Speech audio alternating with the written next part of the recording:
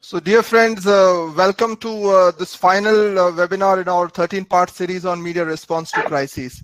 This journey, which began 42 days ago on December 9th, has seen 31 presentations so far, and after today we'll have completed 34 presentations and more than 25 hours of quality content on 4 major topics: climate change, COVID-19, development journalism, and child's rights. So we are delighted to have 3 very distinguished panelists today, Professor Dr. Sunetra Narayan, Professor Dr. Pradeep Mallik, and Dr. Debdoot Ghosh Thakur to deliberate on environmental communication, climate change, and storytelling. Without wasting any further time, I would invite our Honorable President, Press Club Kolkata, Shri Snehasis Shur, to kindly deliver the welcome address. I see there is a technical issue at his end, but we'll wait for him to deliver the welcome address. So over to you, sir. Thank you, Dr. Pandey.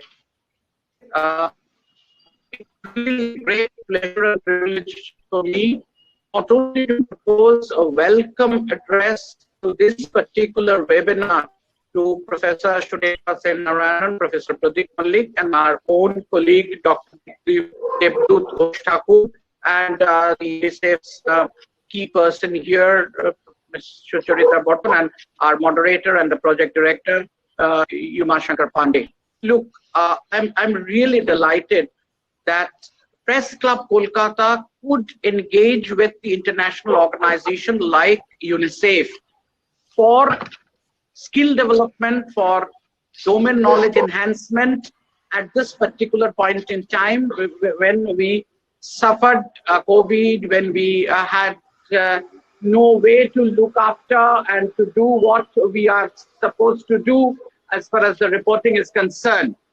So I welcome all of you, and I thank all of you for making the 13-part episode possible. Over to Dr. Uma Shankar Pandey. Thank you so much, sir, and it's really incredible for the support that we've received from all over the country. And indeed, probably the first time when a press club is organizing an academic deliberation of this caliber. And the person who made this possible, conceiving this 13-part series in this present format and making sure that we could deliver it to this level is Ms. Sucharita Bardhan, the Communication Specialist, UNICEF Office for West Bengal. I'm delighted to invite her to introduce the topic of the day. Ms. Sucharita Bardhan. Thank you. I may have some technical glitches. I might just switch off my video in that case. Thank you very much, Dr. Uma Shankar Pandey.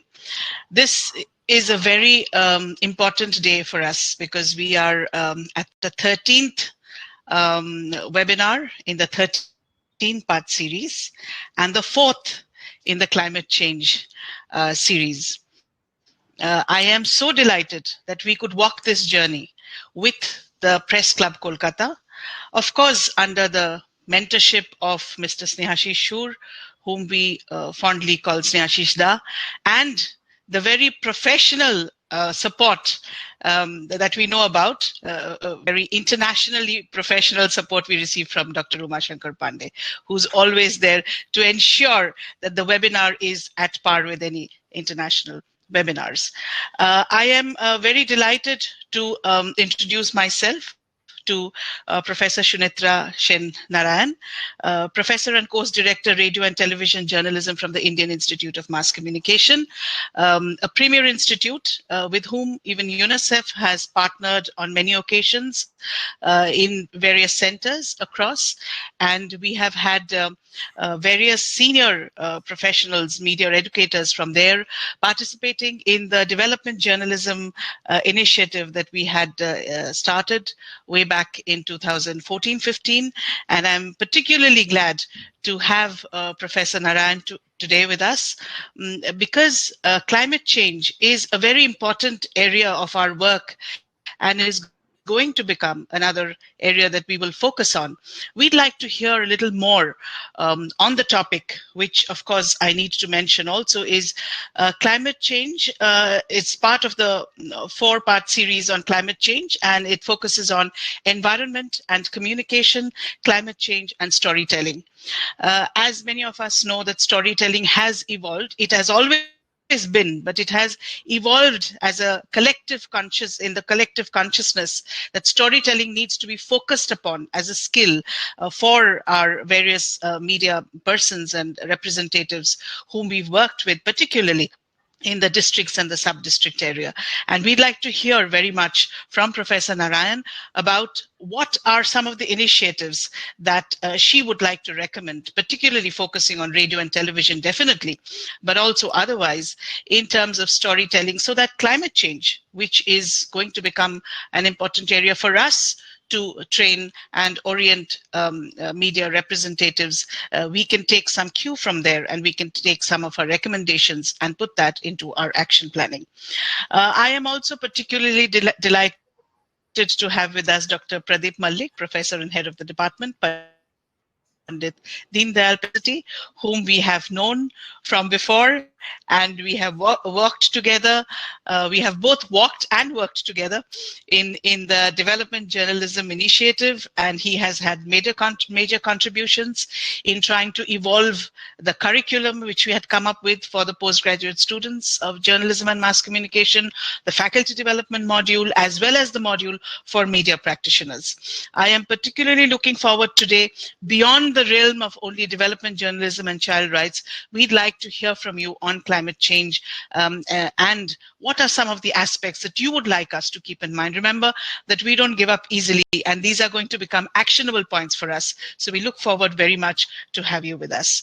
I am so delighted also to have Mr. Debdoot Ghosh Thakur, who is a very senior journalist. And when the names come from Mr. Snehashish Shur, you know that it is accorded that much more significance and importance.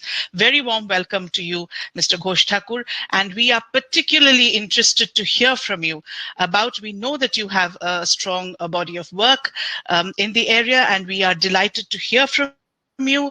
Also, as you would have noticed, we've focused very keenly on climate change. We have 4 sessions in this particular, whereas we had 3 for the others, because this is still, and it is not so pleasant to say that it is still evolving, but in the public domain, climate change is still evolving as an issue to come by to the people, and for us to take action and take cognizance of what are our roles. And for UNICEF as an agency working for children, we have tried to bring climate change into the school as an activity. Perhaps based on the discourses that have already happened, we are looking forward to see how some of them integrated in the school curriculum. We are also keen to understand what could be some of the community actions, and we had in the last session also discussed about how it could fit into the journalism communication as a multidisciplinary course where students can attend the environmental studies, etc.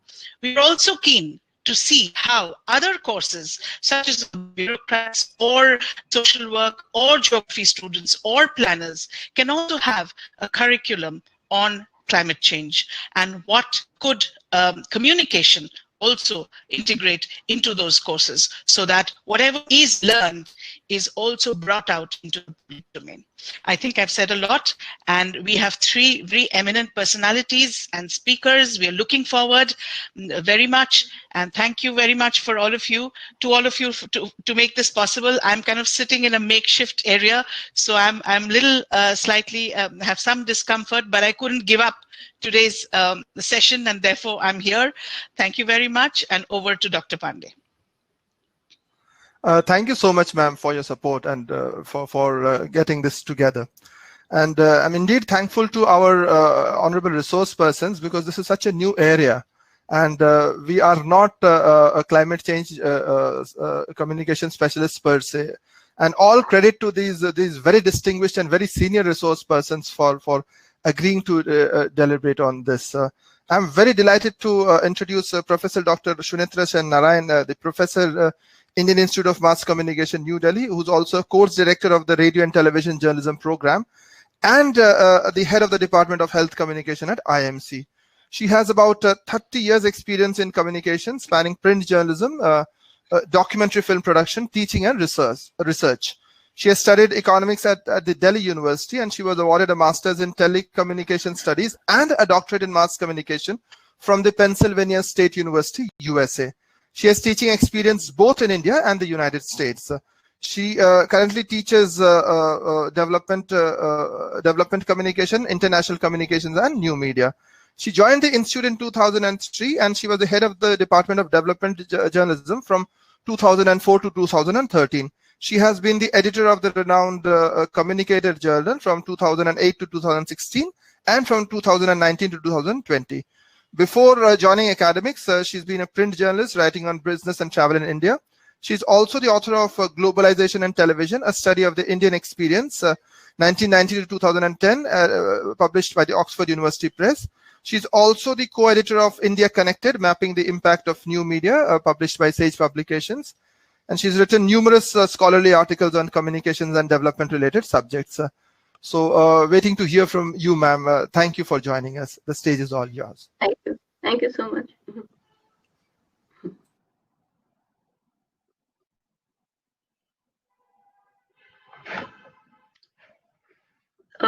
Should I?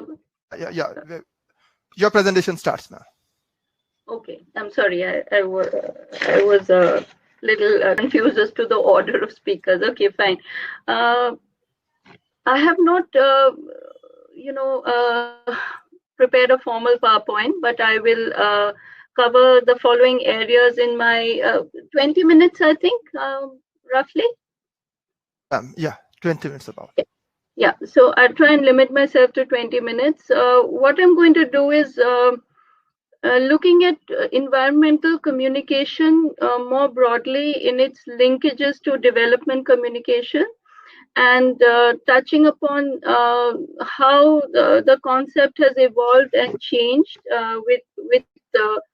within the broader framework of development paradigms, and coming to the current changes, the current modes of communication, which are inherently participatory, interactive, ending with that. So it would be more like a broad theoretical framework within which we can situate environmental communication, its emergence, its spread, and ultimately ending with what's happening with new media, social media today, some of the initiatives. So that's how I'm going to proceed.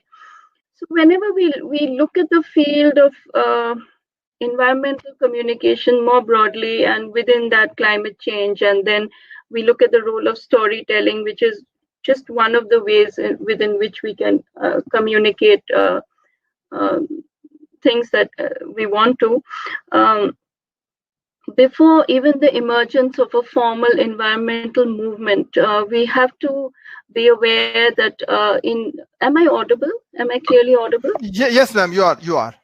Okay, we have to be aware that in cultures and religions around the world, there have been many instances of connection to environment or ecology or conservation, which are actually more modern terms, but the traditional beliefs actually represent a kind of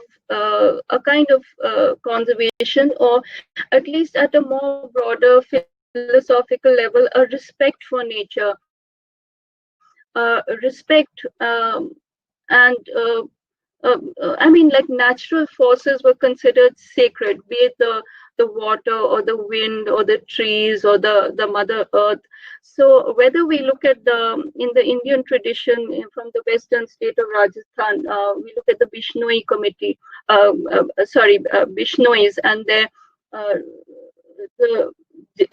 the extent to which they are willing to protect wildlife, or we look at pagan religions and their respect for natural forces. Again, the earth, the water, the wind.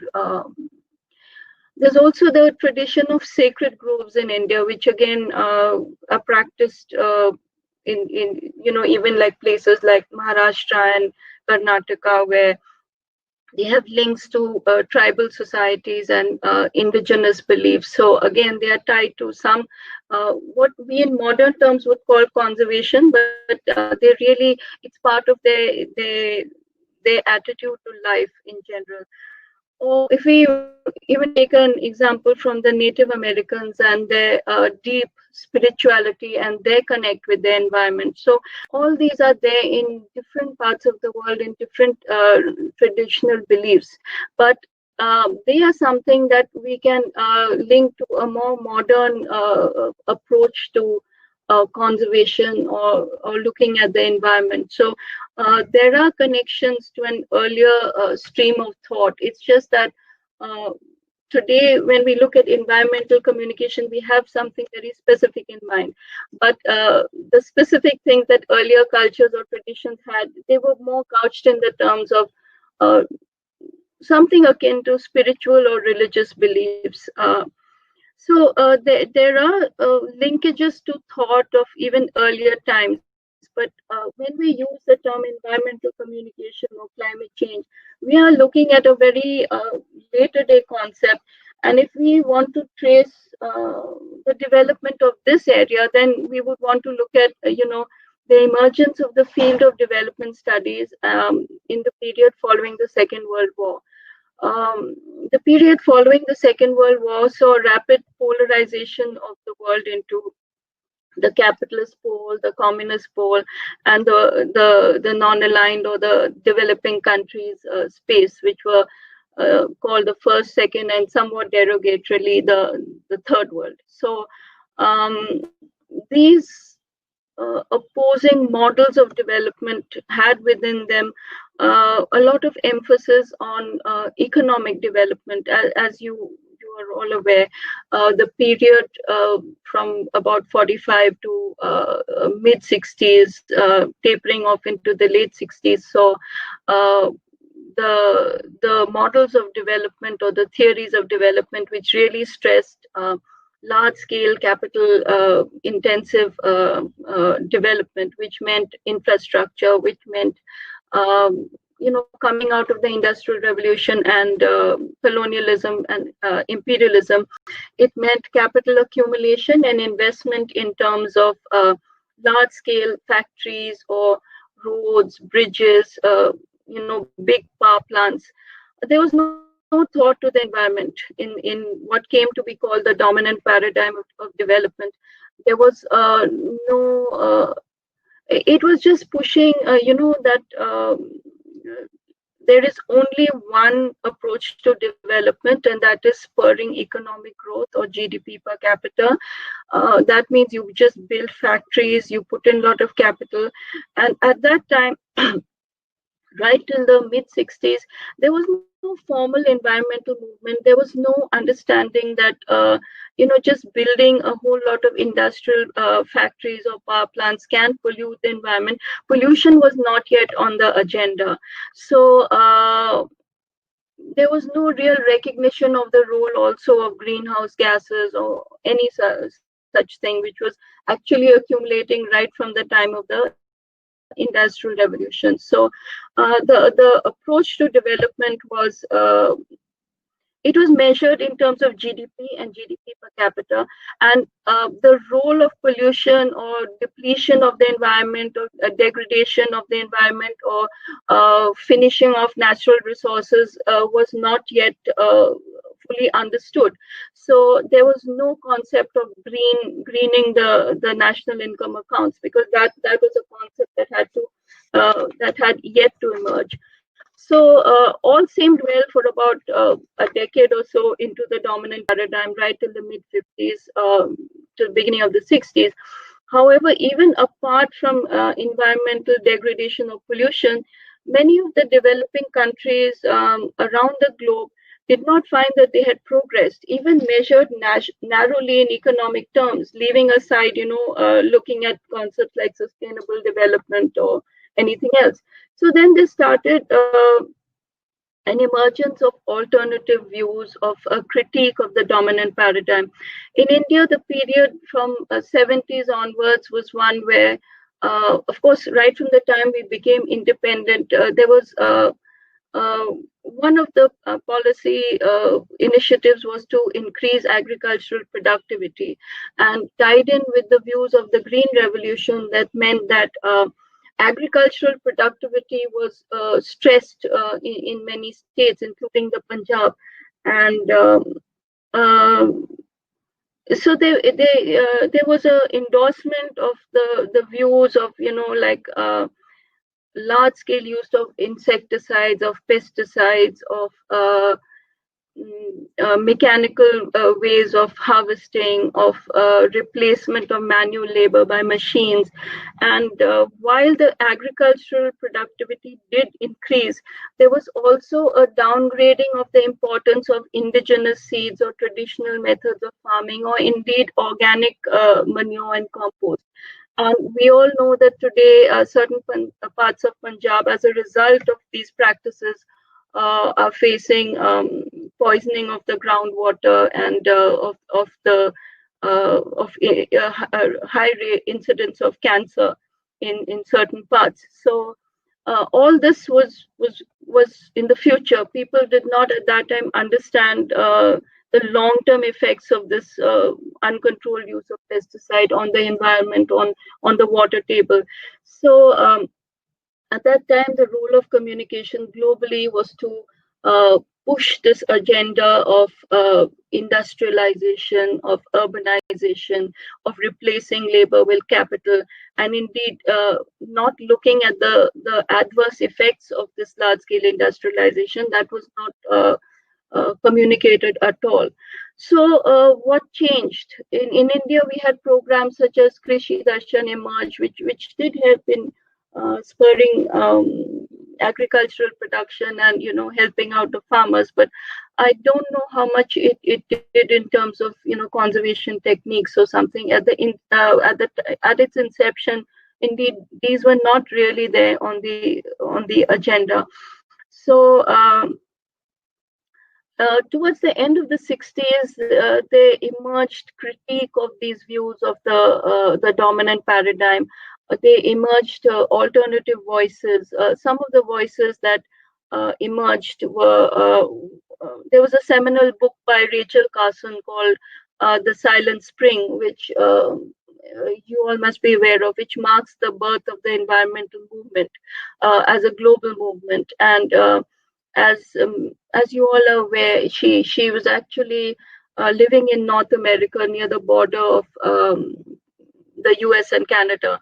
And she saw that she documented the destruction of the habitat and the wildlife in the area near where she lived, which was around a stream that flowed through that area. And in fact, it was downstream from a factory upstream, which was releasing toxic effluents into the water.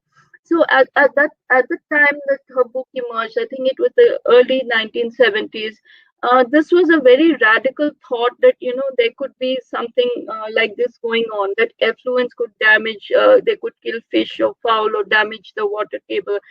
So hers was an important book because it actually documented, and her book in fact was sparked by a few letters to the editor in the local paper, where they mentioned that some of the people had observed the dying of the wildlife, of the dying of the birds and fish in that area, and she followed it up with a good study, a long investigation, and it became the classic book, The Silent Spring.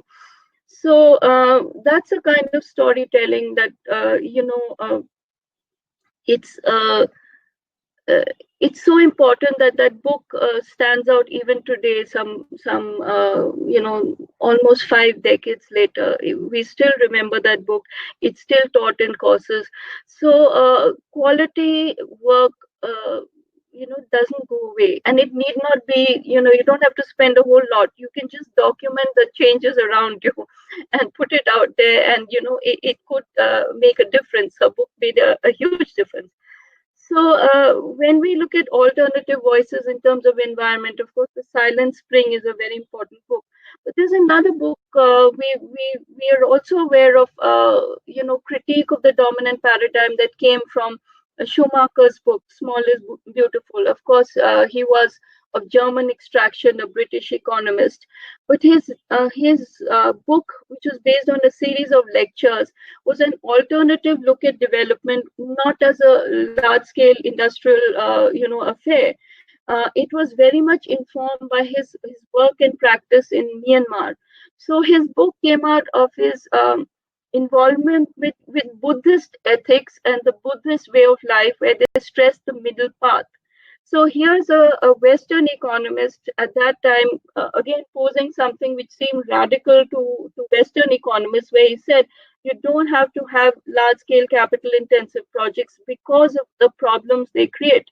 You can look at intermediate technology, which could possibly be less expensive, less polluting, and you can have a combination of traditional with old practices as well as new technology, and hope for a middle path.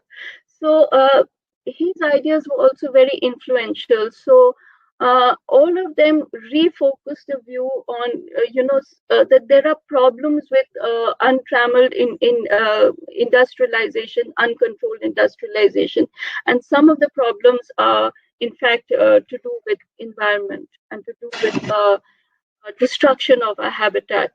So that's the background of how the environmental movement emerged.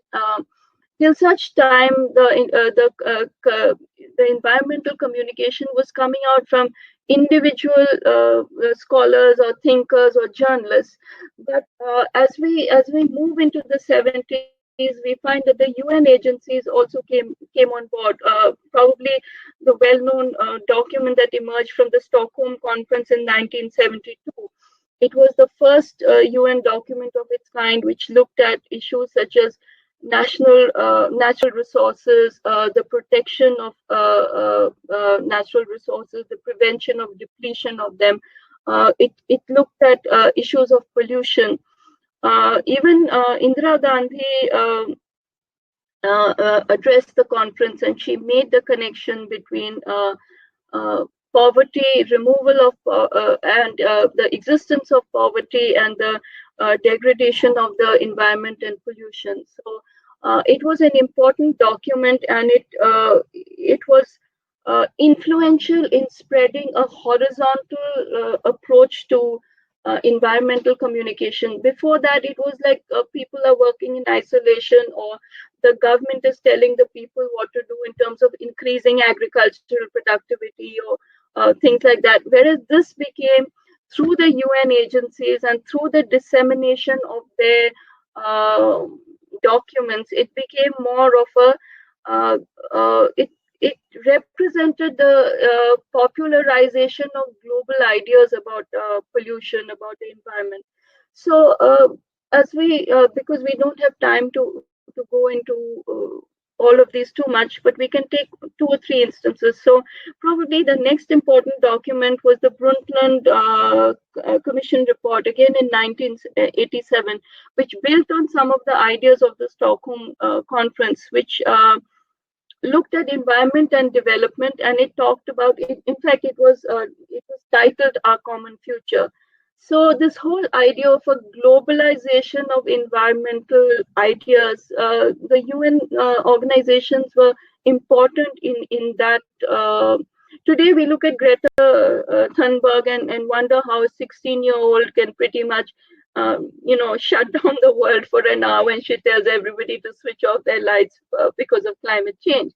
But she is building on some of these movements that happened earlier, whether it's the Silent Spring or it's the Stockholm Conference or it's the Bruntland Commission report. All these have been helping to popularized, to make the movement of communication more horizontal and then more participatory, because 1970s marks the emergence of the participatory paradigm of development and also of communication. So from the 70s onwards, we find a spreading, a trickle down of some of these ideas to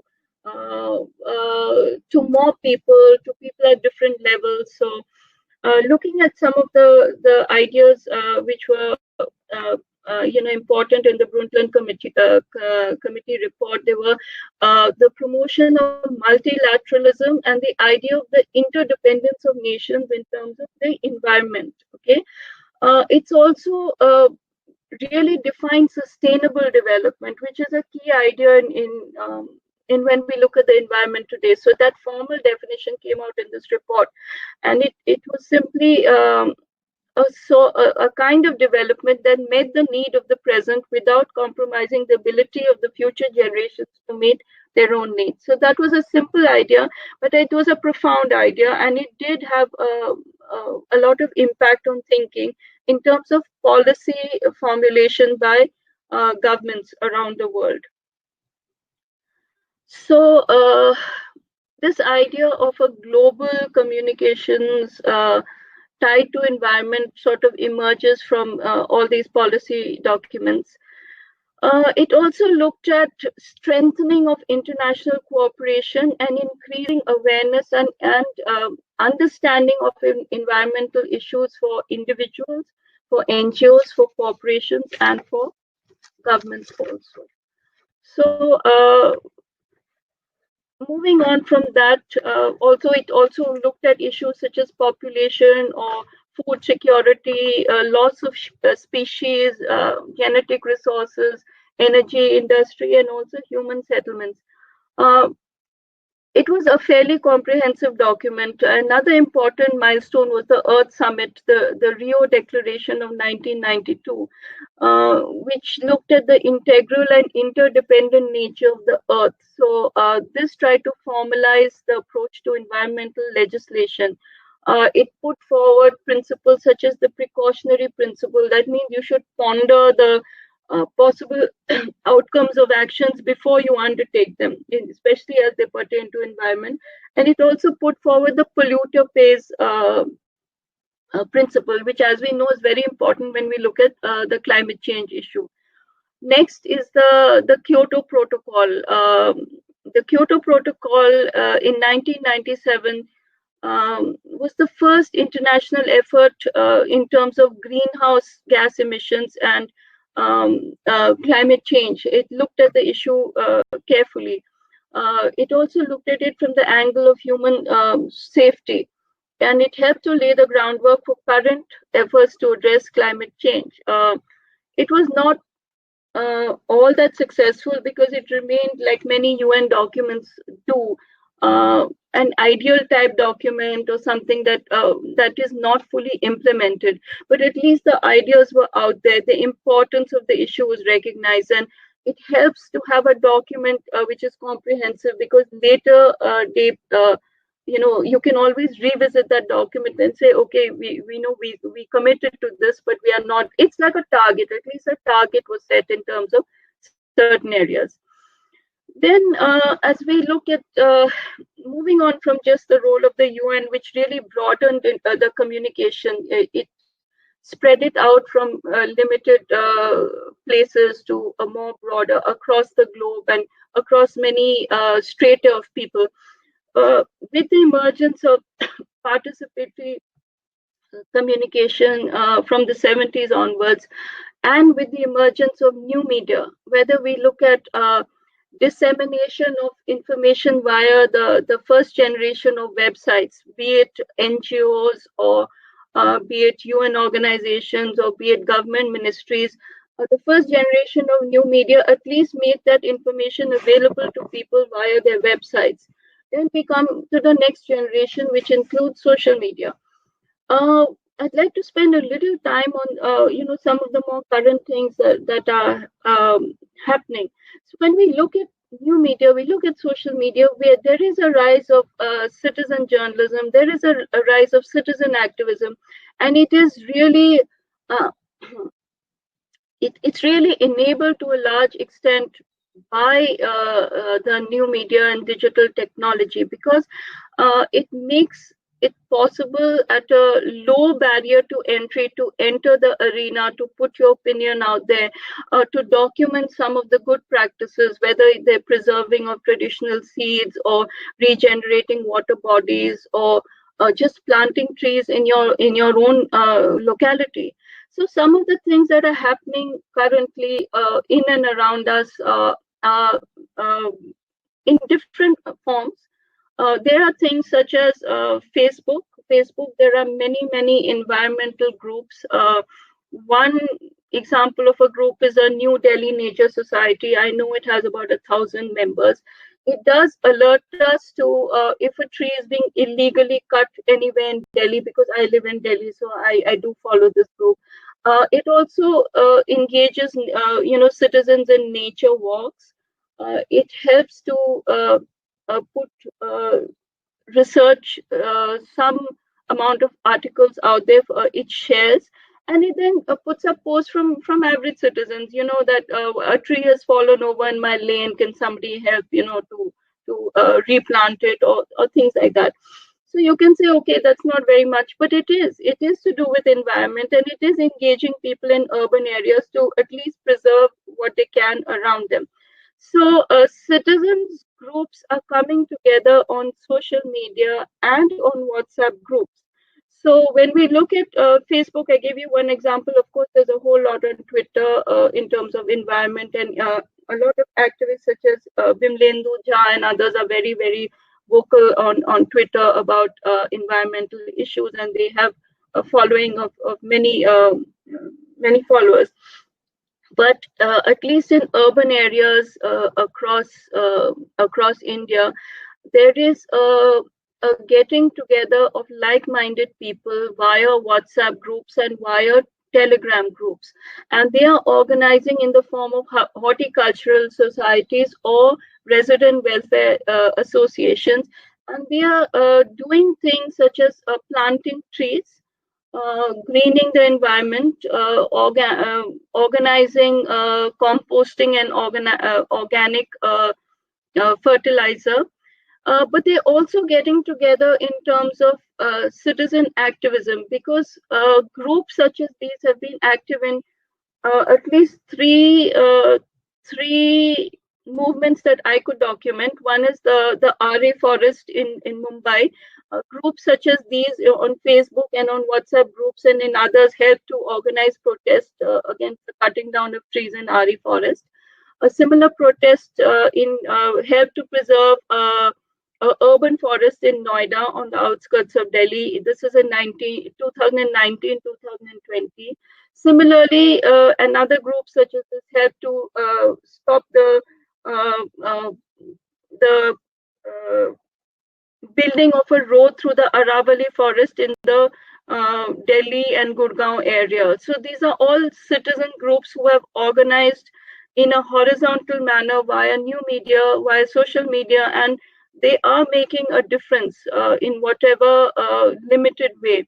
Of course, this is a drop in the ocean when you compare it to the role of government or the role of, even CSR projects, what they are funding in terms of greening or anything. So these citizens movements are small, but in terms of communication, it does mark a increase in awareness of just ordinary people getting together and making a difference in their own lives and in things around them. So just to touch on the last thing about storytelling. I'd like to just touch on media education for a minute or two. When we look at storytelling, we are training students in mobile journalism, amongst other things, to prepare 2 or 3 minute short videos which have audio, which have video, which could have text, which can be circulated via social media. Sorry? Yes? Have I exceeded time? No, you can carry on, man. Okay, so when we look at storytelling, of course, we do teach our young, journalists how to write good features, which is all about a storytelling format. But we're also teaching them how to make small videos, 2 or 3 minutes long, which are basically telling stories, which are shareable across different digital platforms, and which could make a difference in creating awareness, which would ultimately, hopefully, lead to behavior change where people pollute less or they conserve more and things like that. I think I'll pause here because I do think I've taken 20 minutes. Thank you so much, ma'am, for such a well-researched presentation. It's been indeed very useful for our participants, and we've been having a lot of questions on the chat box as well. And I take this opportunity to thank many of our attendees who've been attending our sessions for the entire duration of the series. So there are a few names that I would like to take here. Miss Nirubama Ghosh, my classmate, she's been there from December 9th to today. There's Professor Shottobroto Paul, my colleague, all our students from Shurnath College for Women, Dr. Monica Verma from Makalal Chaturvedi University, Dr. Bidubhutran Das from KIT University, Dr. Aparna Khanna from Lady Irwin College, Professor Anita Parihar, and so many others. Thank you, participants, for your support, and it's really been very encouraging for us to organizing this 13-part series. And as we've informed you before, this entire series is on YouTube already, and will be having these individual presentations also for our scholars and students. And I'm sure this will be a very, very important resource for researchers and scholars, everybody. Thank you once again, ma'am. We would request you to please stay on, because we'll be having a question answer session at the end of the 3 presentations. I'm delighted to invite Professor Dr. Pradeep Mallik to today's presentation, and it's indeed a pleasure having someone who's spent so much time on journalism and now as an educator. And as I said at the beginning, all 3 of our presenters, they have been journalists at some point of time. In fact, one of our presenters, the next one after Dr. Mallik, he has spent his entire career in journalism. So Professor Dr. Pradeep Mallik is a professor journalist with 30 years in print and broadcast. He is now the professor and head department of languages, literature and aesthetics, PDPU. He has worked with media houses like the Times of India, like Business India, India Abroad News Service, and the Bhaskar Groups. His last assignment was with the Times Group as the deputy resident editor of Ahmedabad Mirror.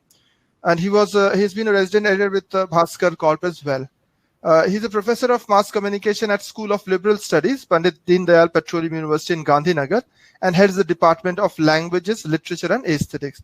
He's trained in journalism at IMC Delhi, has MS in communication from Bangalore University and MPhil from Gujarat Vidyapeeth, and he's done a PhD from Gujarat University as well, and he has been with the Tata Institute of Social Sciences too. He has co-authored 3 books, Happening State Gujarat, a life case of, Kandoism, land acquisition for SEZs, subversion of village republic, and communication for social marketing. He's published several papers, edited several volumes, and led ICSSR and UNICEF research projects and consultancies. He works in the area of child rights in collaboration with UNICEF, and has been a resource person at national and international conferences. His PhD work, which is available on Shodh Ganga, earned him the Hiramani Gold Medal from the Governor of Gujarat. 4 scholars under him have successfully completed PhD, and 8 scholars are under him right now. And his works have been cited widely by research scholars all over the country and beyond. And we are delighted to have him here amongst us for this presentation. Over to you, Professor Dr. Mallik. The presentation will be 20 minutes before we go to the next presenter. Yes, thank you, Dr. Pandey, for this big introduction, and thank you, UNICEF, Kolkata Press Club, for inviting me to this seminar. Indeed, a great work, as you said, 42 days, 13-part series, 42 days, and 31 presentations. If you compile all this itself is going to become a wonderful, work which many people who are interested in these areas could take inspiration from, could take some points from. And also, I would like to thank you for having Dr. Professor Sunetra Sen Narayan as the first speaker, because she set the perspective in, the right perspective, the theoretical background, the theoretical framework, and the right perspective that we needed to discuss this issue. As Dr. USP, you have already said, probably none of us, I'm not very sure about Dr. Ghosh Thakur, Debdoot Ghosh Thakur, we are not into climate change communication per se. We are communicators. We have been telling stories as a journalist for so many years. So I'm trying to draw some inspiration from all this. While Dr. Professor Sunetra Sen's work was mostly in the theoretical framework, and she told us how environmental education, environmental communication, and related issues like global warming, climate change, etc., they have evolved over the years. Mine is more on the actionable points that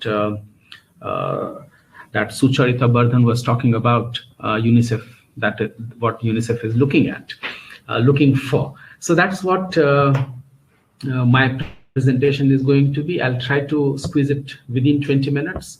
Let us see whether I'm able to do that or not. But if I'm not able to do, Dr. Pandey, please stop me at that point of time. I understand today is the closing day, and you have some formalities, Thanksgiving, etc. to do. So here we are. There are climate change deniers, we all know, and that band is led by the person who is still in the office until today and until 12 noon tomorrow. Donald Trump I'm referring to, who just say that's a hogwash, it's all hoax pulled off. But there is a mass of research that has already established that climate change is a reality. It is happening. And I have given here the name Naomi Oreskes, who has looked at more than almost 1,000 papers which have appeared in a decade, mid 90s to early 21st century. And she found that these papers, they do talk about climate change, and it is there to stay, despite what all the climate change deniers have to say. Now, this is the latest thing, as Professor Sunetra Sen has already told us how it has evolved. The dominant paradigm and 50s, 60s, etc. How economic development was the dominant thinking. But I would like to draw the attention of this August gathering to the fact that these discussions actually are more than a century old, and I'll refer to them a little later. Though that time, 100 years ago or 150 years ago, these terms were not in vogue. The terms like climate change, global warming, etc. They were not in vogue, but concepts were being talked about, and I'll talk about it a little later. So, but obviously we all know that this concept of climate change or global warming, that's the term he has used all through Al Gore's work that I'm referring to. It caught the popular imagination thanks to his, the film that was made directed by Davis Guggenheim, An Inconvenient Truth, 2006. And as I said, because it has been talked about for more than a century, this environment and climate change, but it never caught the popular imagination the way it caught after Al Gore stepped in. And therein lies a great lesson for all of us. And what is that? What are those lessons? That science is important. Yes, we all knew since 60s we have been talking about environment, 70s, 80s, and so many protocols that Professor Narayan referred to, Rio Earth Summit, Kyoto Protocol, and the latest, the Paris Accord. But so they have all referred to science. They have all based on science and scientific evidences. It is important, but because it never caught popular imagination, but it caught popular imagination after Al Gore's entry in this discourse and debate, that the lesson that we are drawing is that storytelling is important, science is important, but more important in storytelling is to have a compelling story and a credible storyteller, a voice that is credible, a voice that people are willing to listen to and people are willing to act upon. So, why is it so? We can all see 2016, 5 years ago, almost 5 years ago, this post-truth was, that was the word of the year in Oxford Dictionary.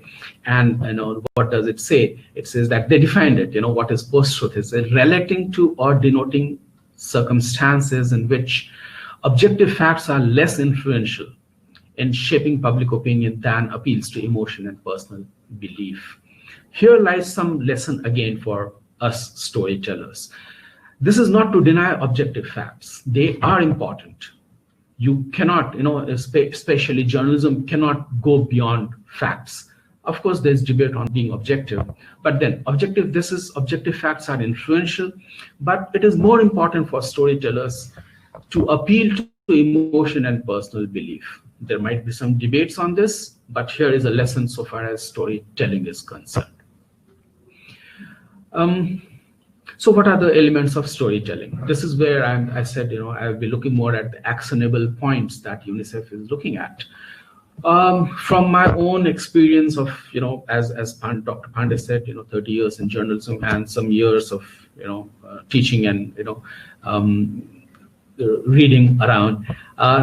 Here are some of the things that I can cull out from. Start with a message. When you are giving a story, mind your own experiences, but don't mind it to such an extent that you project yourself as the hero. Let the hero be somebody else, but of course you be present in that story.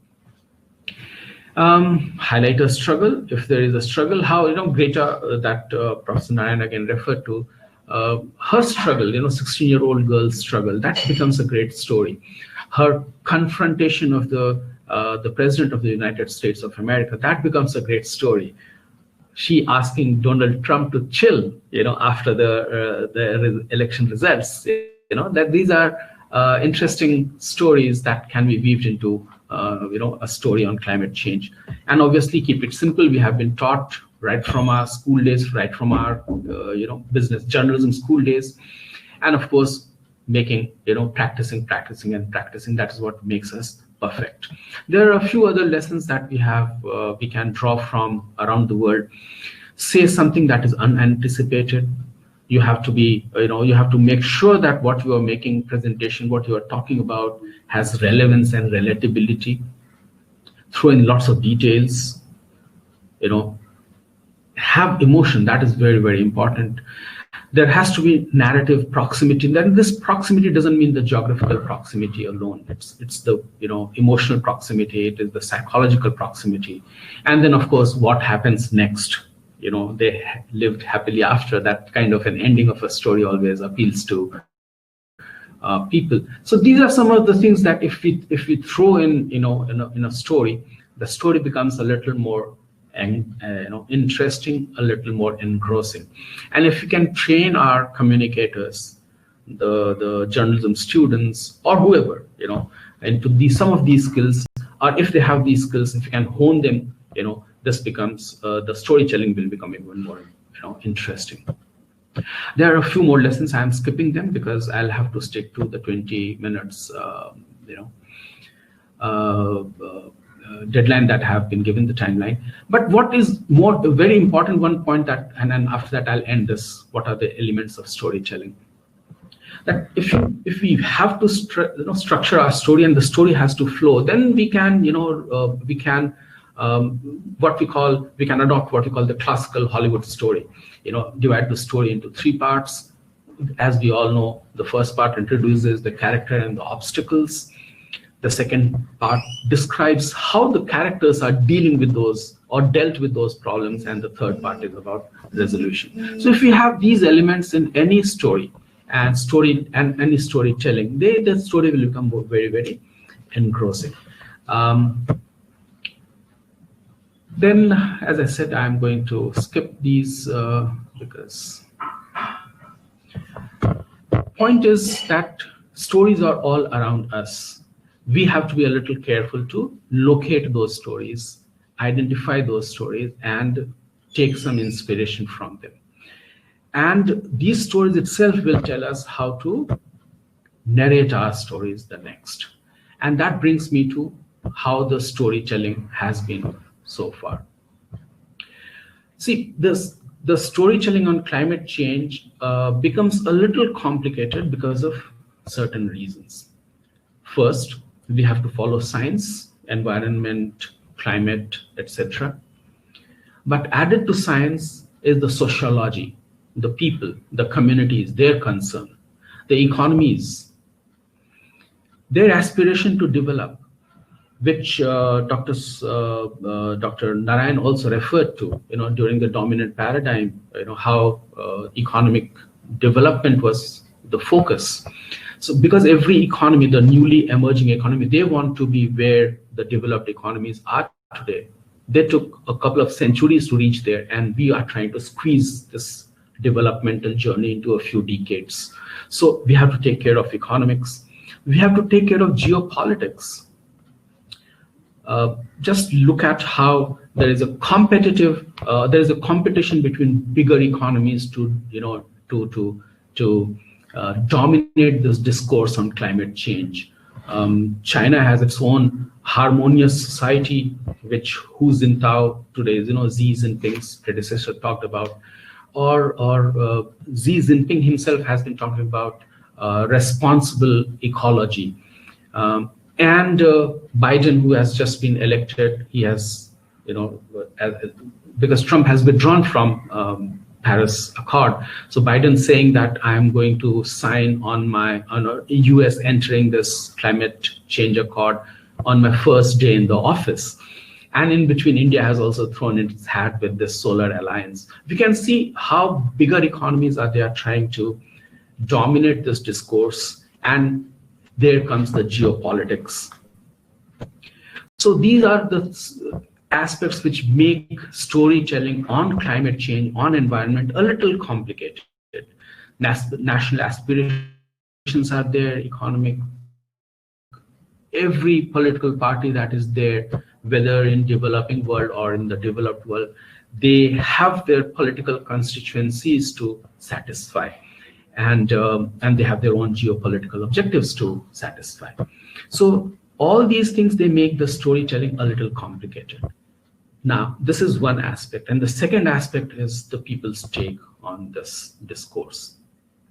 As I said, many people still think, and we have to accept this fact, that this climate change is a hogwash. Climate change is a big hoax that is being pulled off in front of us. We have to accept this, because unless we realize that this is a problem of people's misconception, I'm saying, many people will say, those who are on the other side of the fence, for them it's not a misconception, that's the reality, that climate change doesn't happen.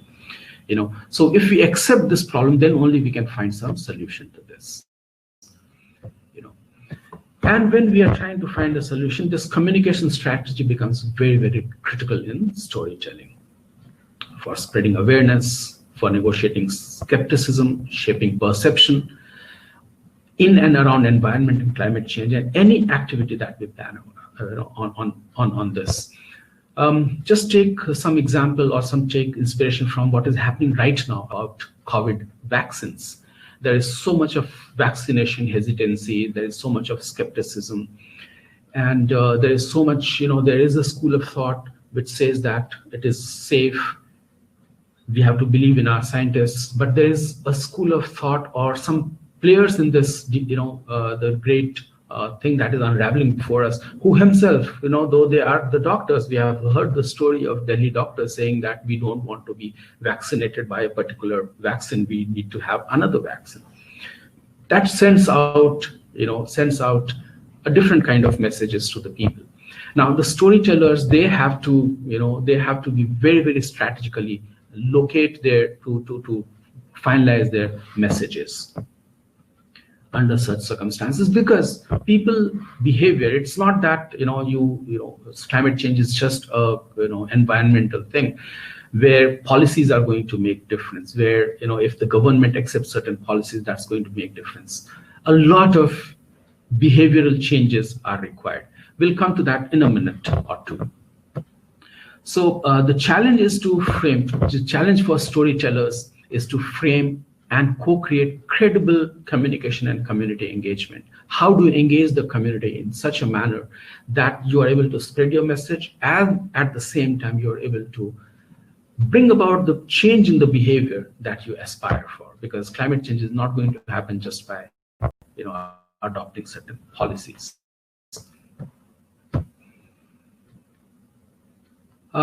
So here I am trying to draw some inspiration from John Ruskin and Mohandas Gandhi. As I said right in the beginning, that this discourse on environment and climate change, though these terms are very in vogue now, global warming and climate change, but they have been, people have been talking about for more than a century ago. John Ruskin, Mohandas Gandhi, when the very famous episode in his life, which he documents in his autobiography, that the train, he was reading John Ruskin's book, and on his train journey, 24-hour train journey from Johannesburg to Durban, and by the time in the evening the train reaches Durban, he is completely changed person, because he had read Unto This Last by John Ruskin, and he decided that he is going to change his life according to what John Ruskin had written in the book. So he he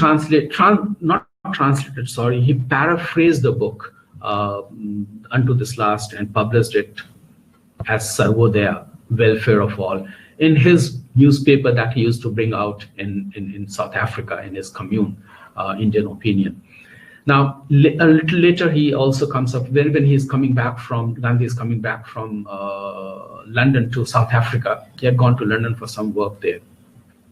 On the ship, Kildoma Castle, as the ship was named, he was writing his work, Hind Swaraj. And again, that was also serialized in his newspaper.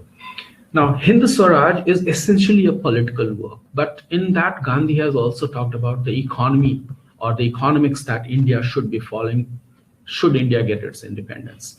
Gandhi was mocked. His Sarvodaya, his Hind Swaraj, the arguments that he has put forward, he was mocked. But look at what he was talking about at that point of time. Many thought that Hind Swaraj is in a reaction to the Western civilization, the growth and the expansion of Western civilization. Gandhi was saying nothing, I'm not against. He was very, dismissive of Western civilization. But what he has to say is that I'm not asking, people to go back to the dark ages. I'm just asking people, and therein lies the lesson for us. I'm just asking people to adopt voluntarily the slowness, adopt voluntarily the renunciation, adopt voluntarily the poverty within quotes, and just sit back a little, enjoy nature, and let nature be. And we have seen during this pandemic, the world, when the world, many parts of the world faced lockdown, how nature was trying to rewire itself, and we saw certain, for a few months, certain good indicators on environment and issues associated with it. Now, in the storytelling, why I'm trying to draw lessons from Gandhi and Ruskin is this: that we are rational human beings. Often we take decisions based on logic, but the fact is that we are not rational all the time. We are not logical all the time. A lot of rational things that we talk about, we accept, but it doesn't stick to our mind. We are human beings with blood and muscles, blood and skin on our skeletons. We have certain emotions. So when these emotions are weaved into the storytelling, when Gandhi weaves his stories when he is answering his reader in Hind Swaraj on the impact of industrialization, that sticks with us. The passion, the emotion, that is what sticks with us. So it is important to have the passion in the story. It is important not just to have the facts, which is important, yes, but it is important to weave them in stories that should have some passion into that. Now, the happy knowledge is that who can tell your story? Everyone, each of us have the ability to become a good storyteller. And who will tell your story? You yourself could be, anybody. Any of us could be a good storyteller. Many of us have been doing at our own level, creating small ripples, and hoping that these ripples, they spread further. And when there are millions of such small ripples across the globe, it will have a big impact. A Richard Attenborough or a Steven Spielberg will emerge to tell the story through popular culture. I just hope. Just as Davis, Guggenheim, and Albert Gore, they have already told their story through an inconvenient truth. There might be more Ruskin and more Gandhi to warn us. They had already warned us many years, many decades ago, but we never took them seriously. We mocked at them. But I'm sure there will be more Ruskin and more Gandhi to emerge and tell us and show us the way how to go about, conducting ourselves. Because this climate change requires a huge amount of behavioral change at our level, at individual level, at community level. Unless society adopts that moral, responsibility of living for the earth, nothing is going to work.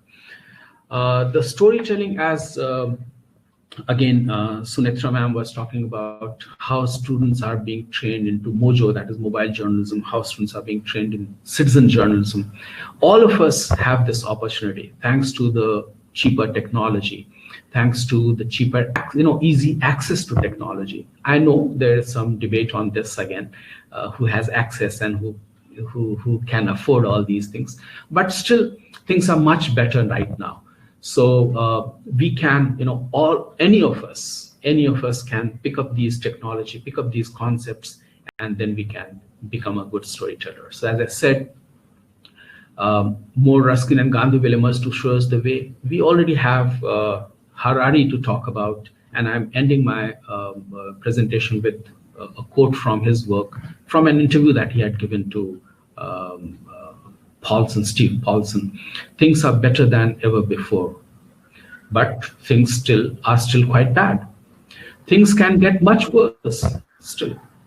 And this adds up to a somewhat optimistic view, because if we realize that things are better than before, this means we can make things even better. We can work upon what is happening right now. We can work upon what many people are already doing, the small ripples that I talked about happening all around us.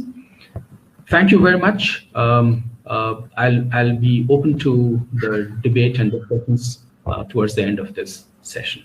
Thank you very much. Thank you, Dr. Mallik, for such a brilliant presentation. And it's been extremely useful, and it will be useful, as I said, in future as well.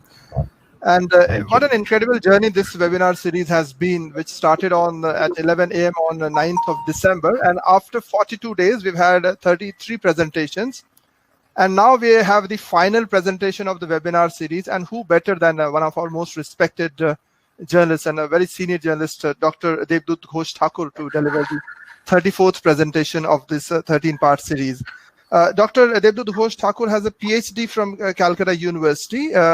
He was awarded the PhD in 2008 in physiology from Calcutta University. He's been with Anand Bazar Patrika from 1984. So he has 34 years of experience in one of the most respected newspapers of the country. And before he retired in 2018, he was the chief reporter for 18 straight years from 2001 to 2018. And before that, he'd also received a university fellowship at the Ergonomics Laboratory of the Calcutta University in 1981. His topic of interest includes environment, wildlife, climate change and weather, and infectious diseases. He's covered the northeastern part of the country as well, including the insurgency there. And he's taught physiology, ergonomics, environmental sciences, community health and biophysics at Presidency College, at Presidency University, at Burdwan University, at West Bengal Health University. And he now teaches life sciences and environmental sciences at the Ramakrishna Mission Vidyalaya, Narendrapur, Kolkata. He's presented papers on underground arsenic pollution in several national and international conferences, and he's visited several countries to deliver lectures on environmental pollution and climate change. So we are delighted to have you as the final presenter, Dr. Debdoot Thakur. Thank you, everybody. So most of the listeners are the students. So I will just tell a story and my experience to understand the environment. When I first time went to the weather office to collect some data from the director of the weather office in Alipur in Calcutta, so the director of the weather office straightway asked me some questions. Do you know what is the outside temperature now? Do you know the direction of the wind now in the outside? So as a that time I was covering crime reporting, crime beat. You know, who are the media students, there are several beats in the newspaper. So I was covering the crime beat. So I have no experience about this weather thing, and I had no interest also. So I just went there to cover the weather reporting, and he asked me these things, and then he told me, you are a student of physiology, not mathematics or geography. So it will be very, very difficult for you to understand weather. So then what he told me, you just go today, come after 7 days, you collect the minimum temperatures and the maximum temperatures of these 7 days, the direction of the airflow, whether it is coming from the southern side, whether it is coming from the eastern side, whether it is coming from the northern side. You just collect this data and come to me after 7 days. So as a student, I just collected all the data, this minimum temperature and maximum temperature, wind flow pattern, and I just noted down in a newspaper, in a reporter's notebook, and I went to him as a student. Then he told me, you just see the data, your minimum temperatures and maximum temperatures. You see that these temperatures are varying. Sometimes the maximum temperature is 30 degrees, sometimes it is 29 degrees, sometimes it is 37 degrees, and so there is a variation in the minimum temperatures also. There is also some variations in the wind pattern. So he asked me, do you know why these variations are happening? So I didn't, I know little about geography and this weather science. Then he told me some natural things are happening in the environment always that creates these things.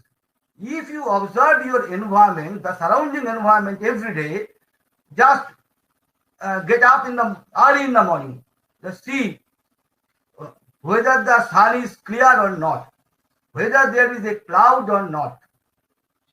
If the weather is gloomy, you will feel your psychological, there will be due to psychological depression. If there is a strong sun, the temperature is high, there will be a physical sensation, there is a burning sensation. So you have to be very much familiar with your environment and how the change of environment, your daily environment, the temperature, the wind pattern, that directly affects you psychologically or physically.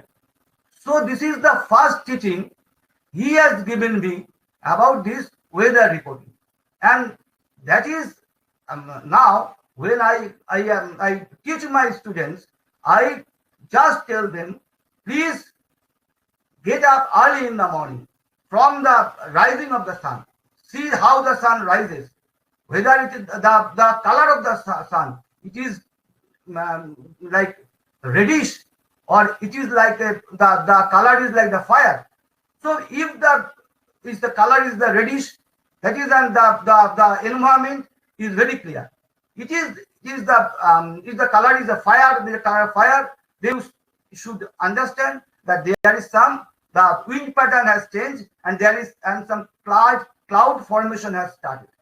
So I didn't study mathematics or geography, but this primary information what the director of the weather office given me has helped me to start my journey in this climate change and weather reporting. What happened? As a student of physiology, I used to report these health issues. In the early 90s, there is a massive malaria infection in different states of West Bengal and in Calcutta also. So what happened? Then I learned this malaria infection is come and go in a phase wise, and it is completely dependent on the change of the weather, which is broadly known as the climate change. Then what I did, that my newspaper helped me a lot. Every day I observed my surroundings, what changes are occurring, while the cloud is forming in the southern direction or the cloud is forming in the eastern direction. There is a difference between cyclone and the northwester. You know, the northwester in our eastern part of India, in the beginning of the summer and in the summer season, there are some ghastly wind with rainfall, which is known as the northwester, and we experience this because it is a part of our regular climate, our general climate. So when I started reporting these weather reporting ABCD, I started to learn.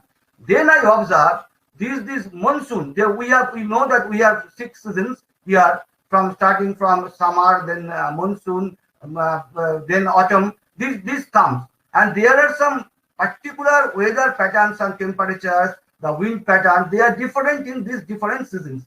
And as I started writing this weather beat, I experienced that these seasons, the weather of these seasons are changing day by day.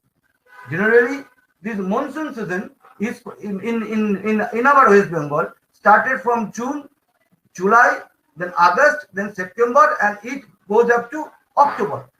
But in few years, I observed that the monsoon is drifting towards it. There in June there is no rainfall.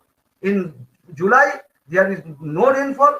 Then from August, September, October, and goes up to November. So these autumn season and the next to autumn, these 2 seasons are completely overlapped by the monsoon. And what I learned, this drifting of monsoon is created due to the change of climate. Now you have heard that there is a severe cyclonic storm in West Bengal and Bangladesh last May. This was Amphan. Amphan is a cyclone which hit Calcutta with a wind speed of 130 km/h. And everybody that the city of Calcutta was destroyed. So many plants were uprooted, and there was no electricity for 7 days. There is a lockdown, and there is a blackout vis-a-vis. And this is the highest wind speed in Calcutta that occurred in last few centuries. There is a cyclone in Calcutta in 2009 also. There is the Ayla. The Ayla speed was in the sea. The speed was 130, but in case of Calcutta, it was 100 km/h. Then what happened? People started, my co-journalists, they started asking me that what has happened in Ayla. The devastation was so less, but during the Amphan, the devastation was much more. The speed of the cyclone that hit Calcutta, it was more in Amphan than in Ayla. What happened? Then, in my experience, I went to Sundarban areas where the cyclone has entered our state, and what I found that the mangrove forest, which was a shield towards against this cyclone, it was damaged. There was 2 causes. One is there is a deforestation, there is an human interference, and another, as the temperature of the sea rises, what happened? So many elakas, they were inundated by the seawater, and all the mangrove forest, they went under the seawater. So what happened? The sea is coming towards the land, and the as the temperature of the sea rises, the waves, they are now bigger. And what happened? As the mangrove forest has been destroyed, the Amphan cyclone, that it had no resistance in the Sundarban area, and came through directly to the Calcutta and hit it. And I will just request my students who are now studying this media science and who are interested in weather reporting and climate change reporting, you just follow the day-to-day natural things happening in your surroundings, and just it will raise some questions in your mind, and try to solve these questions, and you will get the answers from the expert, either from the director of the weather office or some professors of some universities, and then your knowledge your experience will gather your experience, and your knowledge will go up, and you will be a good environmental reporter. And when you will be a good environmental reporter, then your role will be as a good communicator. I am too fortunate that I am experienced one of the most dreaded pollution in West Bengal and Bangladesh, that is groundwater arsenic pollution. As I told you that I am a student of physiology. So we had some classes in School of Tropical Medicine. There is a very old institute in Calcutta that is known School of Tropical Medicine. So when I joined Anandabazar Patrika as a reporter, I used to visit my own institution now and then. One day, I found some people gathered in front of a room, and some of them are crying. So as I entered as a reporter in a paper, so generally I just went there and asked them what had happened. So they showed me that there are some patch marks in their skin, in their hands, in their face, throughout the body. So that is the skin department.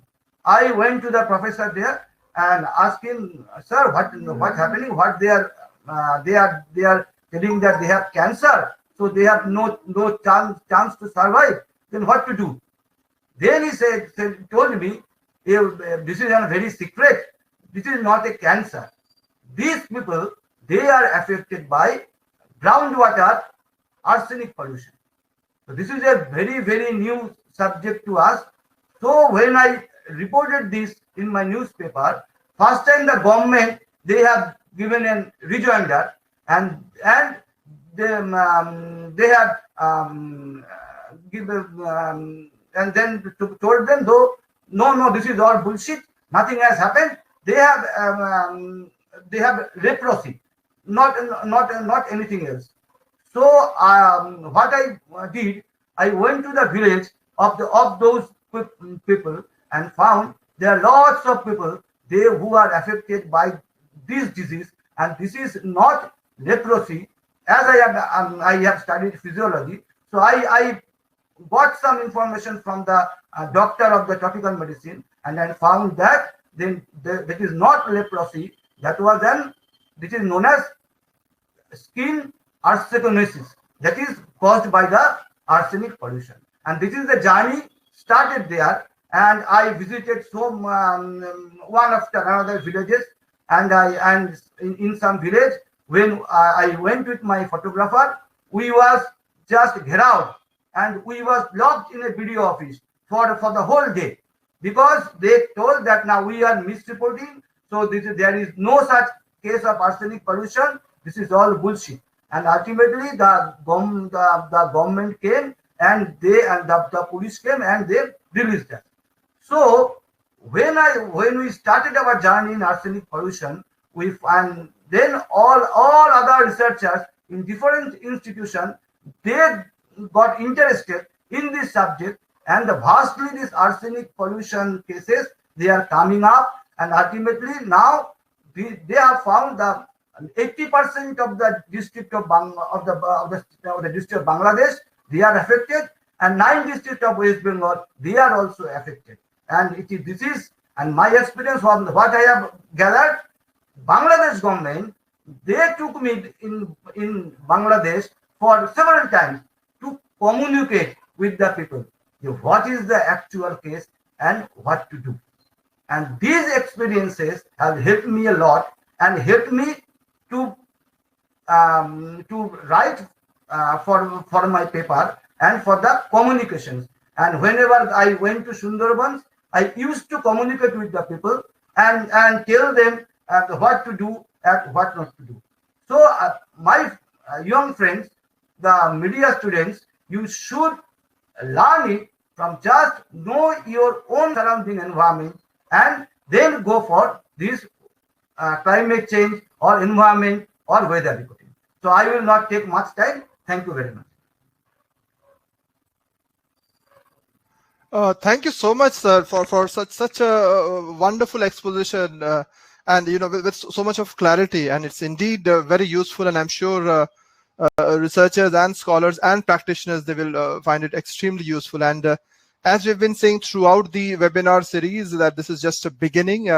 We will continue these discussions, we will continue these conversations, we will continue this research and storytelling and everything else, thanks to the affordances of the digital media.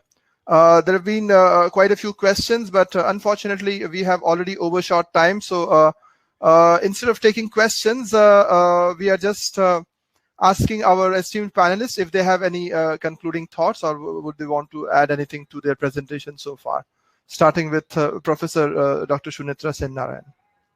I sort of started off abruptly, so I'd like to take this opportunity to especially thank you, Uma. You're really a force to reckon with. I'd like to thank the Kolkata Press Club and Sneha Shista, and I'd like to thank all the co-panelists. So I always love the Calcutta Connect, so thank you very much. That's all I have. Thank you for coming in, and thank you for your learned deliberations. It's indeed extremely helpful. Dr. Mallik, you would want to add something?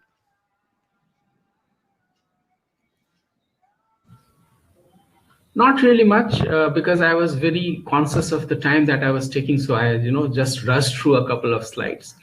I just want to add this. Gandhi is my favorite person.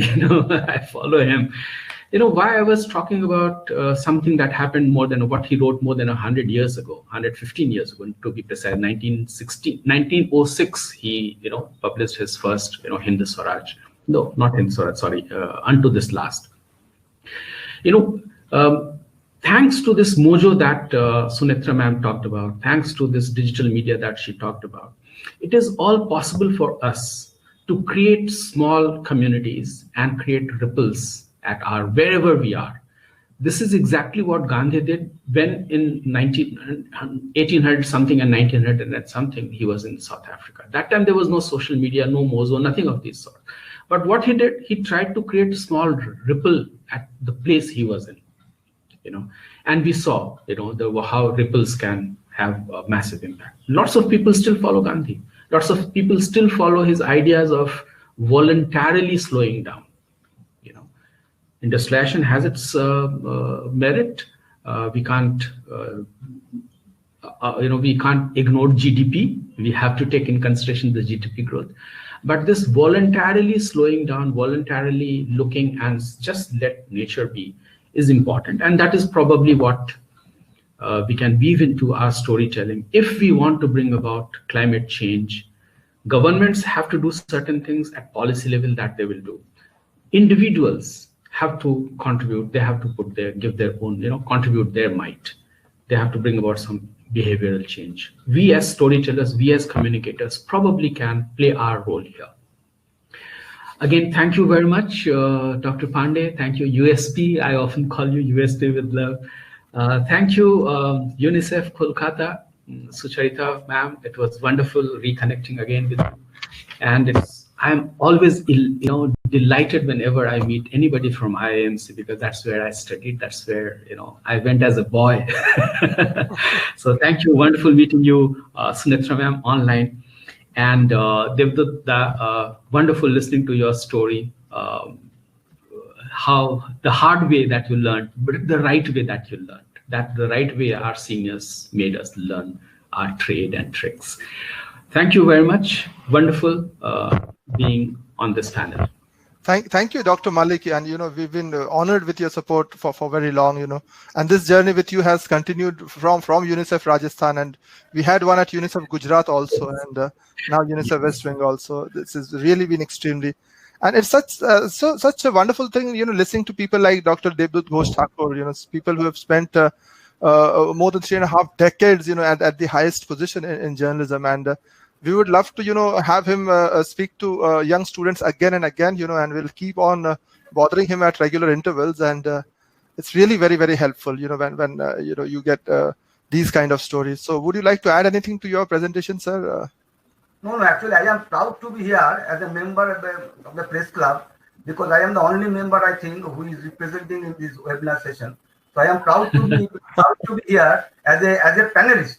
I am thankful to Snehashish and all the other office bearers of the press club and the UNICEF also, and I should thank all the speakers and all the listeners. Thank you very much. Thank you so much, sir. Debdoot, I'm also a member of the press club. So I know. I'm representing the press club too, and Snehashish is slightly, he was there, so because these technical issues. He's not online right now, but I'm sure he'll try and join us, if it's available. And just to tell you, this has been such an incredible journey for us, which began on 9th December with Professor KG Suresh as one of the speakers. And, over these 13-part series, we've had 34 presentations, as I told you. From 3 different sectors, basically, from journalism educators from all across the country, the most respected names. We've had media persons like Dr. Ghosh Thakur, and we've had people from the development sector as well. And like so many of our best practices, delighted to inform you that out of those 34 presentations, 19 were from our very esteemed female colleagues. So 19 of those 34 presentations from our female colleagues from all over the country, and this is such a delightful thing that we've been a part of. And as we've informed that all these things are available on the internet, they will be available. I'm trying to share one of the collages, but for some reason I am unable to do that. So I'll one of the collage I wanted to, yeah. So this is what it has been. We've had, is this visible? I guess it is. Yes, it is. So this is what we've been doing. I mean, this is what we've had over these many days, and we are delighted to present this to our students, to our researchers, to our professionals. And as we said, this will continue. This is not the end. This is just one of the things that we've been doing. And we plan to come back to all our panelists for a discussion on development journalism. We'll write to all of you, including Dr. Adebud Ghosh Thakur, and then there are training modules for journalists across the country. So this is an exercise which will continue. I'm delighted to invite Ms. Sucharita Bardhan, the person behind the show, who made this thing possible. So we would like to ask her to deliver her final thoughts.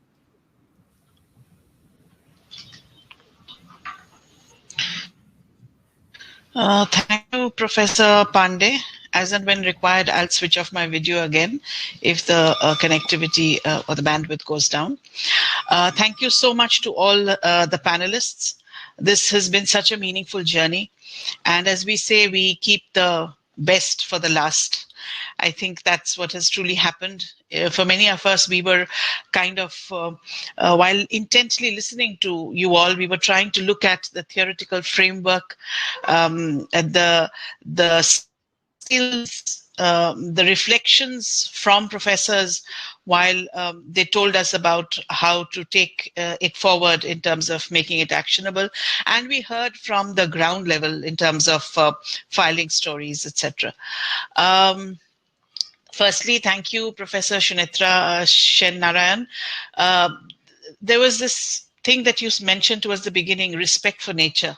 And that has stuck on, actually. And there were a few other professors, I think Professor Mrinal Chatterjee also, who actually spoke about the entire being and the essence of being with nature. And that is so important. And then, of course, she so eloquently drew the origins from the beginning, right through the different phases of industrialization, urbanization, to the paradigm shifts, to ushering in of participatory communication, the International Convention and declarations. And then, brought us to where, she reminded us in many ways that there are things that are happening on the ground, and these are ways to take them forward. And so she spoke about mobile journalism, which she's probably also providing support to her students. And this is something that I am reaching out to my colleague USP at this moment, so that we can make this an integral part, though we have begun already. But how to take this or make this into the entire module that we are talking about, and to citizen journalism, both of which even Dr. Pradeep Mallik later on mentioned as well. And we know through the course of the work that we have initiated, just a software, one application can actually change or build the skill in reporters who have been probably using print to try on a different format. And we've had experience with that, where, district level journalists have gone out and it was part of a training. And so they came back from a school or another center that we had taken them to. They filed their own story in print, but also used the software or the app that they had downloaded to do another storytelling on the digital platform for use in the social media. Such is the power of the social media. And we've seen it happen, but it's important for us to share that skill right till the sub-district level, so that that person, including maybe a stringer who is actually providing that very important resource, also has some ability where he or she can, utilize these skills to bring about better information. Dr. Pradeep Mallik, thank you again very much. And this has been a journey, and we hope to have you with us in the journey that we've still not concluded. We are on our way. And yes, there can be nothing more than the eye or that insight to look for that compelling story.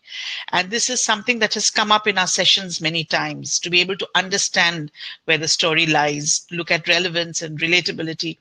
And very importantly, and we've all focused so many times, is about emotive appeal.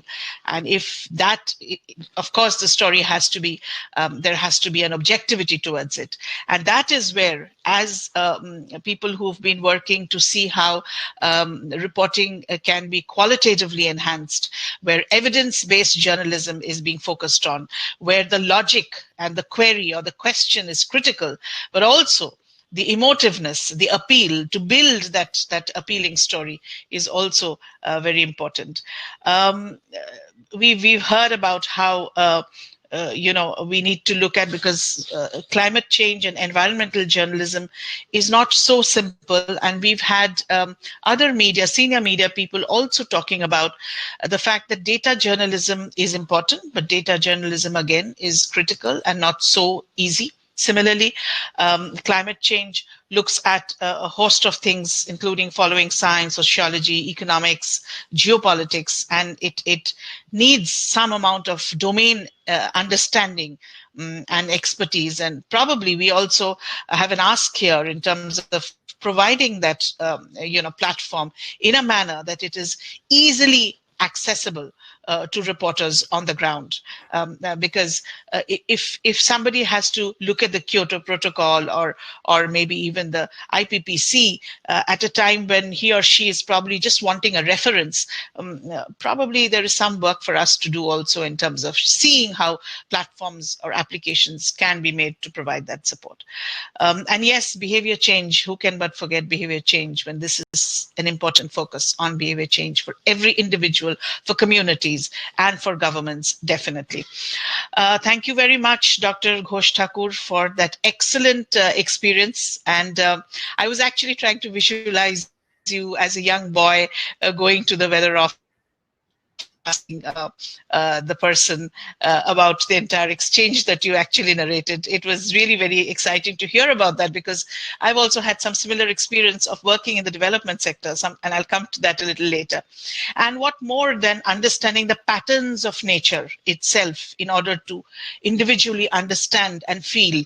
And I cannot agree with you more than actually saying, because I was in Rajasthan sometime back, 6.5 years in Rajasthan, and I witnessed climate change myself, because with a hailstorm coming on, as I mentioned one more time, in a desert, big boulders of ice on sand made for a very unusual sight. I mean, this was not something that people were prepared for. And to talk about how it affected their farming and agriculture, something that I also linked back to the times that I had visited Sundarbans, and the salinity in the soil affected the cropping and the agriculture there. And also, I think I recalled one time, because Dr. Mallik had spoken about the psychological impacts and how it kind of creates that change. I was in Assam, and there were earthquakes, frequent earthquakes. So I kind of began to feel the ground as soon as I thought my bed was shaking. So people suddenly are brought towards certain changes, climatic changes, and it's only then that they probably begin to realize. And I agree that for some time, when we started work 2 years back on climate change, not many really realized, and they were saying, yes, it's okay, it's there, but. And that but, I think, needs a little more prominence in the public domain. We need more discourses as these. And I think we've done very well in the entire 4-part series on climate change, environment and climate change that we had discussed. And it brought forth so much information. It gave us so many actionable points, something that probably we now have to look forward and specifically look at a series on climate change. I will probably have to recall and acknowledge one of my mentors, Padma Shri Tushar Kanjilal, whom we call Master Mashai. I've mentioned him almost all across the series, but I have to mention him today again, because my initiation of understanding Sundarban was with Master Mashai, and we had made many visits. His island was in Rangabelia, but centering around Rangabelia, we were across all across both North and South 24 Parganas to understand the Sundarbans, which was not very easy. And I remember Master Mashai standing at one point of time and telling me across that this land that you see there will go down after some time, because the wave dash, as Dr. Ghosh Thakur was mentioning, are increasing, and that is happening because of the climate change. And true to what he said, 6 months later, he showed me that spot where we were standing was in the middle. And I was aghast. And one of the things that he had said was that you can't fight against nature. You have to only buy time from nature. And that has remained with me forever.